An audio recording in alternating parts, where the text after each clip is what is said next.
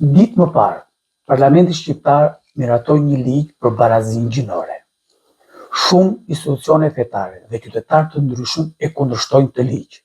Kamera e televizionit apo dhonë, ju drejtua kishës Rruga e Paqes dhe pikërisht pastorit Albert Dosti.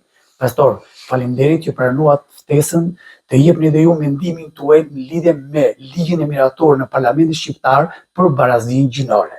Pikërisht ne sot jemi pjesë e një debati qytetar apo një debati që gjithkush i jep mendimin e tij në lidhje me këtë ligj.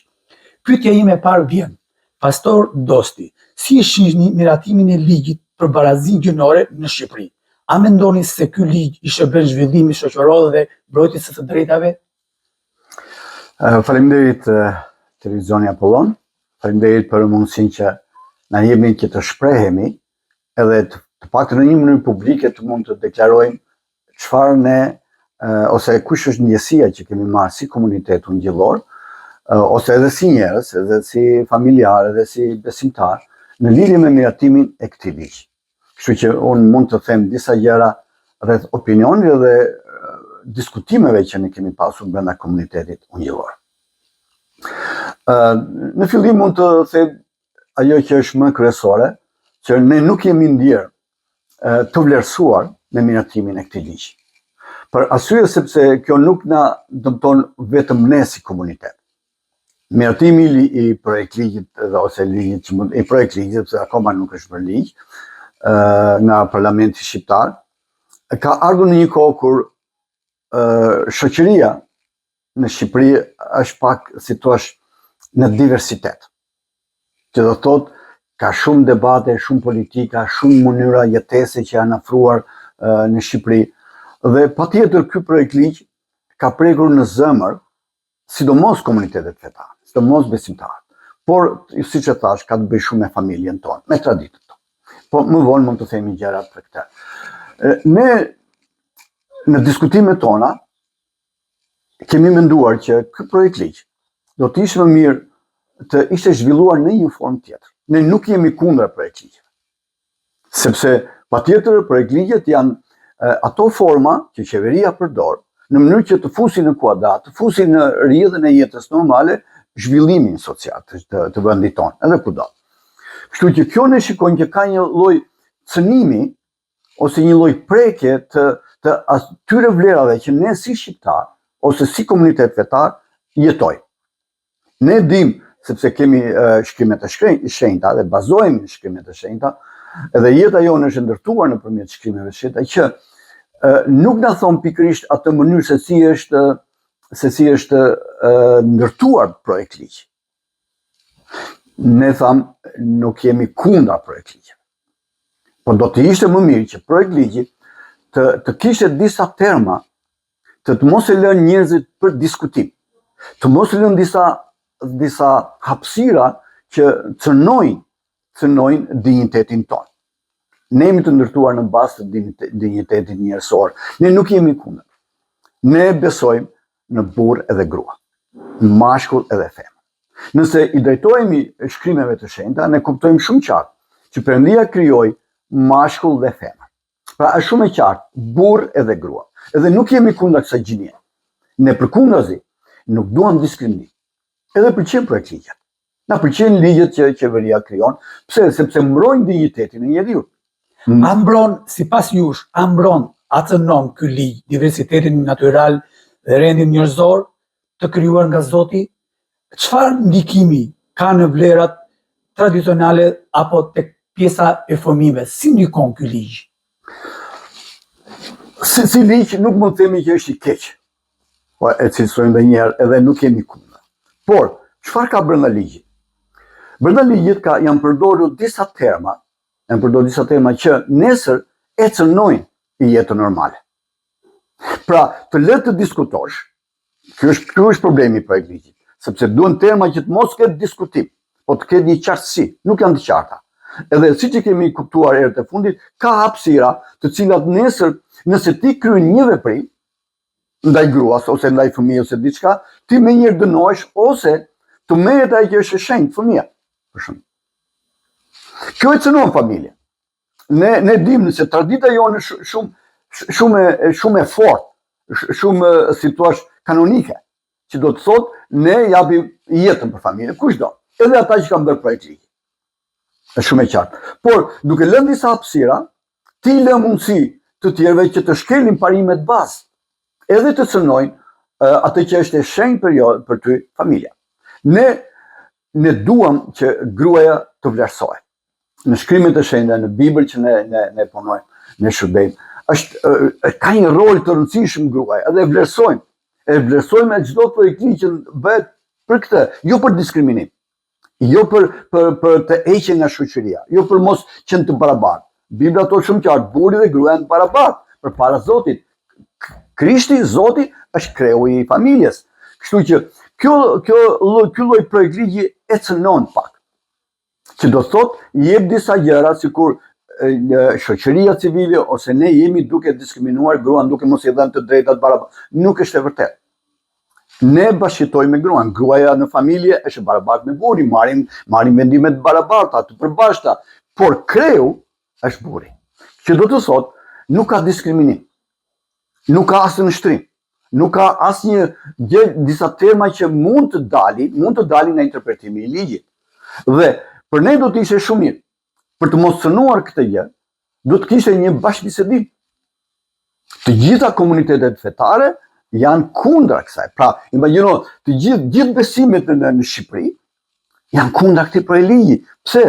Jo se është keq si projekt ligj, por mënyra se si është redaktuar, se si janë vendosur disa terma, të cilët njerëzit që duan të cënojnë, ata që duan të cënojnë, e interpretojnë si mbas dëshirës së tyre. Pra, e ka se thotë, diversiteti është kjo gjë, mënyra e gjinisë është kjo gjë, shumë llojshmëria e gjinisë është kjo gjë. Ndoshta nuk janë prekur plotësisht këto lloj terma, po ka interpretim shumë të qartë, po të shikosh fjaloret, e ndryshme fjalorët në gjuhën në të cilën janë ndërtuar ato terma, këto e cënojnë. Edhe tradita jonë që ka familje. Ne themi një shprehje që nuk duam, është pak vulgare, ne të vrasim për familje. Ne japim jetën për fëmijët tanë, ne nuk lejojmë që ne nuk duam të rritet fëmija. Pastaj, mbas moshës së pjekurisë, ne themi 16-18 vjeç, është çështje tjetër. Por të ndikosh, të futesh në arsim, të futesh në edukim, të bësh pyetje një fëmije, i cili nuk e ka formimin të japi përgjigjen, sepse fëmija nëse ti e bën çfarë jesie, kush je, pse thua kështu, është fëmijë. Ai edhe nga frika do të thotë atë që ti do, nuk thotë atë pjekurinë që ka. Pra, kjo lloj mënyre që punohet mbi këtë lloj brezi që ndryshojnë jetën, është shumë e vështirë për ta pranuar ne, dhe ne nuk bien dakord. Nuk e kundërshtojmë ligjin, por ne duam të diskutohet ky ligj, edhe të bëhet të ndërtohet në atë mënyrë që mos cënoj as kulturën shqiptare, as traditën shqiptare, as komunitetet fetare, as një lloj besimi, të mos ta cënoj. Pse? Sepse nëse ne duke parë çfarë ka ndodhur, çfarë është duke ndodhur jashtë, nëse Shqipëria synohet të shkohet në këtë mënyrë, kjo është plotësisht rëndon mbi Shqipërinë, rëndon mbi kulturën tonë. Kulturat janë kultura, në botë të gjithë kulturat mbahen, ruhen, edhe punohet për ta mbajtur traditën tonë. Zoti Dosti, cili është qëndrimi zyrtar i kishës Rruga e Paqes përballë këtij ligji? A ka kundërshtjoni? Nëse do, apo cili është arsyeja kryesore e këtij kundërshtimi, nëse ju keni mendimin tuaj dhe në fund fare një mesazh për të cilin person apo individ apo politik që ka marrë pjesë në vendosjen e këtij ligji që para disa ditësh është vendosur në Parlamentin Shqiptar, pa akoma nuk është miratuar nga firma e Presidentit të Republikës për të kaluar në fletoren zyrtare. Tash nuk do të flas në emër të kishës Rruga e Paqes, ku unë shërbej, por do të flas në emër të komunitetit ungjillor të Lushnjës. Edhe, ndoshta nëse më lejohet, do të flas edhe në gjithë komunitetin ungjillor të Shqipërisë. Pse? Sepse sot në orën 10:30, gjithë komuniteti ungjillor, i ftuar edhe komunitetet e tjera fetare, të jenë përpara presidencës për të kundërshtuar të ligj. Tash nuk do ta përdor tamam termin kundërshtim, po për të treguar mos rënien dakord edhe mos miratimin e këtij ligji pa u ridiskutuar, pa u parë dhe pa u riformuluar në një mënyrë tjetër që të mos cënoj traditën shqiptare dhe atë që Zoti e ka krijuar. Mashkull edhe femër edhe nuk ka gjë tjetër. Transformimet i bën njeriu, jo Zoti.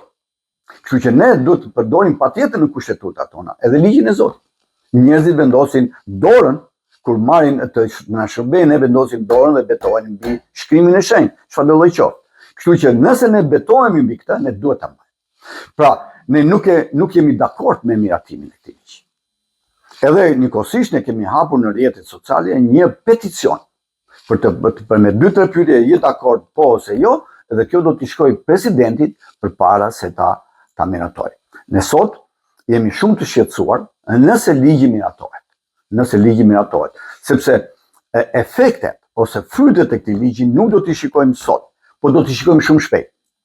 Edhe do të jetë shumë vonë nesër nëse kjo do të miratohet, se nesër po fut në ligj të ndryshosh kushtetutën, të ndryshosh gjërat, është një çështje shumë tjetër, edhe do të silli përshtylllim. Prandaj ne po them plotësisht që jemi të lënduar, të cënuar, pse të preket ato vlera që ne i kemi krijuar dhe bota i ka krijuar dhe Shqipëria mbas rënies komunizmit i riktheu në traditën, pavarësisht që u mbajtën i riktheu haptasi. Tash pse duhet t'i dëmtojmë? Pse duhet? Nuk jemi kundra hyrjes në Bashkimin Evropian. Kjo është politikë e shtetit. Ne nuk bëjmë politikë. Ne mbrojmë vlerat njerëzore, fetare, dinjitetin njerëzor që Zoti na i ka krijuar, edhe nuk duhet ta lënë njeriu të prishë dinjitetin. Këto janë prishje mendimet e një pakice që ndoshta kërkojnë të kenë diçka me ligj, okay, ka mënyra të tjera për t'i dhënë të drejta. Nuk ja mohojnë të drejtat e tyre, po ka mënyra të tjera. Po mos sëno dinjitetin shqiptar. Gjinin, mashkull edhe femër. Familja, mos sëno familja. Cili do të ishte mesazhi juaj i fortë në këto momente të tanishme? Kemi një mesazh. Unë dua të them me 2 fjalë. Ashtu si Zoti thotë, duaj Zotin Perëndin tënd edhe asnjë.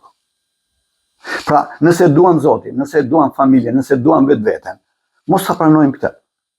Ne që jemi prindër, që jemi gjyshër, unë nuk imagjinoj do ta shikoj nipin tim ose mbesën time të diktuar. Jo nga ana që thotë ai që unë jam kështu, por të diktuar që ti duhet bësh kështu, ose ti je kështu, ose në një mënyrë që njerëzit ja shpërlajnë trurin të ndryshojnë. Atëherë, ku ka shpillim? Nëse prishet mashkull dhe femër, nuk ka nën dhe bab. Nuk ka motër dhe vlla, po ti do të lejohet të bësh çfarë të duash, si të duash me atë që Zoti ka krijuar. Nuk do të shkelim parimet biblike, parimet e Zotit, kudo qofshin, edhe të bëjmë siç ato shefin ne. Ne nuk mund të bëjmë. Në Bibël thuhet, në kohën e Dhjetës vjetër, Zoti tha, Perëndia i ndëshkoi sepse ata mendonin të bënin gjithçka si të donin vetë.